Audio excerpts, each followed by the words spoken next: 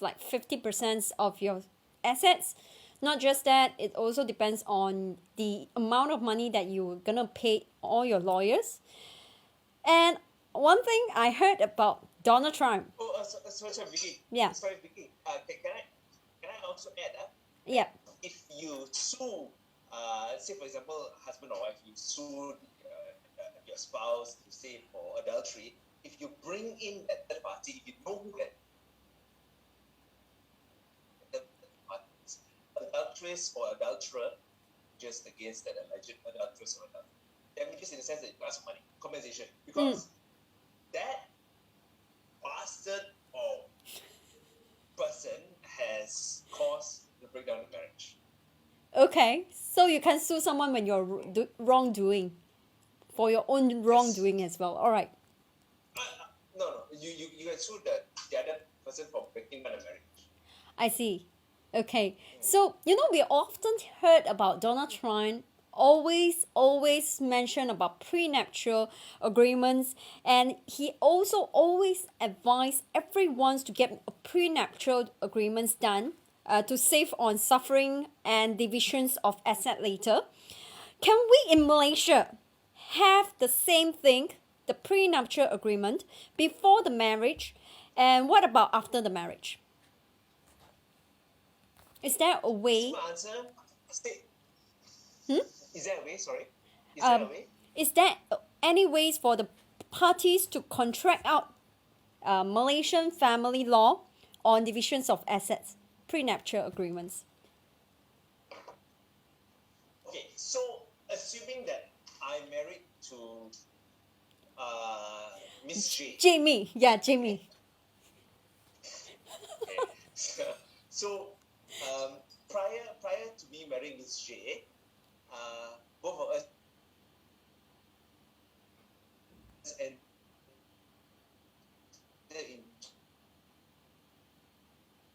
each one goes back with whatever assets that we put in. Okay.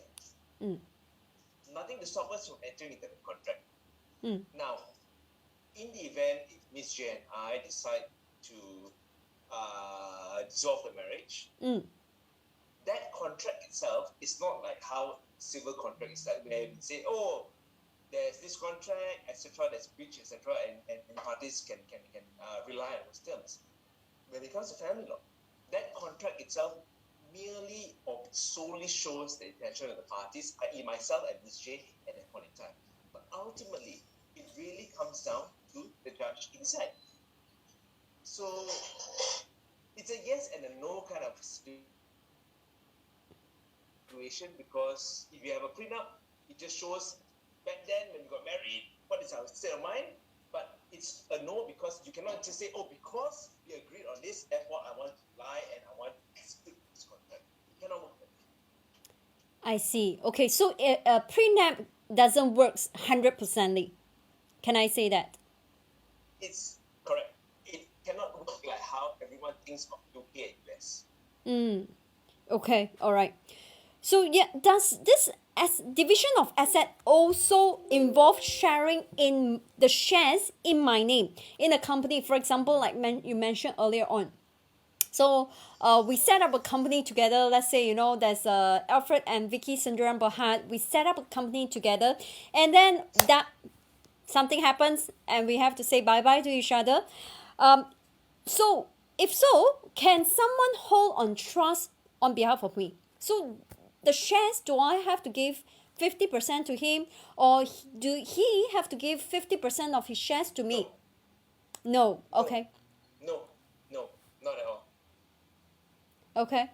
So if But your question about the trust would be, who is holding the trust? So if let's say Alfred and I have like 50% each in the company.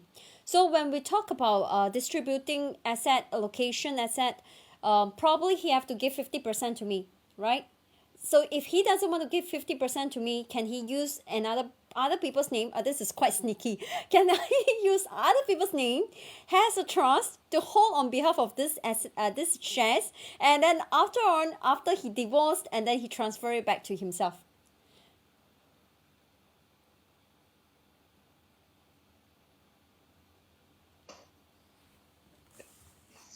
shares or assets prior to the dissolution of the marriage. I see. So there is no sharing of shares in a company. Yes. It is Mandan, yes. Okay, okay. Uh, we do own a few companies together. Mm. Mm. Oh, hold on. Let me take a break and Okay.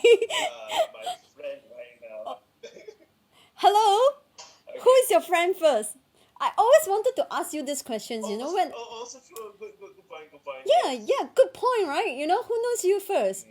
Hey, you guys only have like couple of years of relationship. We have decades of relationship together. Okay, I mean, friendship together, relationship. That is so wrong. That's true. True. And you both looks like every single time ever say Dewey will do this, Dewey will do that. It make me feel like an outsider now. How dare he? Yeah, Really? yeah, How yeah. dare If my wife, let's say, if my wife is a grantor in a joint name, okay, so let's assume that this scenario whereby let's say husband and wife buy a property, and then in that event that property is not free of encumbrances. Okay, so either one parties is both parties in the joint name has a loan, or either one party is a grantor for another party. In this kind of event, how to remove one party's in a divorce? What can be done? Okay, probably when they buy the property back then, they couldn't have the DSR, which is they can't afford to get the loan individually. That's why they put both their husbands and wife name inside the loan. So when loans is involved, the bank is involved, is lots of complication as well. So in this kind of case, how can it be done?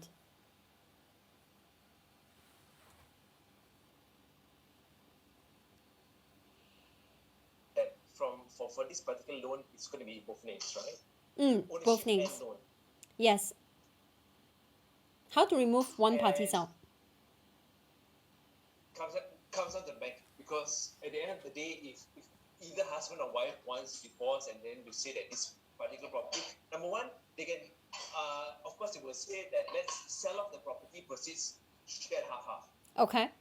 I'm going on the basis that one of the parties says no, I don't want to sell it off. Okay. Right. This is usually what happens. Then it really comes down to the bank to decide whether or not either spouse can then be correct. So to answer your question, don't put both names, no? Okay. One name, no? Alfred. Alfred fall asleep. This part is not for Alfred. Alfred, please remove yourself. Please switch off the live. So actually I do agree. Dewey, I do agree that property don't buy under joint names, especially husband and wife. But a lot of people, a lot of couple, they thought that they are getting married, but prior to marriage, they will buy a property together. But they are talking about the marriage in like 2 or 3 years down the road, and somewhere in the next year, they decided that they don't want each other anymore. That makes things even more complicated because this is not divorce. This is actually buying under friendship. You are buying both is boyfriend and girlfriend is actually a friend. Yes. Yeah, that is even worse. So a lot of people come to me Yes. when they talk about and Vicky, this. Vicky, sorry, Vicky. Yes. Sorry, Vicky, you are also right that if it's boyfriend and girlfriend, there's no status, right? It's going to be Yeah. joint. Yes. Yes. Yes. Okay, sorry, you can go. I do even have sometimes I do even have couples not even married yet but help one another paying serving the loan, and that particular property only belongs to either one party. Okay, it happened to my family members. It happens to my friends, who actually pay the installment on behalf of somebody else. Property. So, for example, the property belongs to a girl. That guy actually helped the girls to serve the installment because he loved her and he thinks that they are going to get married. But then the woman got broke up with the man, and then there's a overhanging property.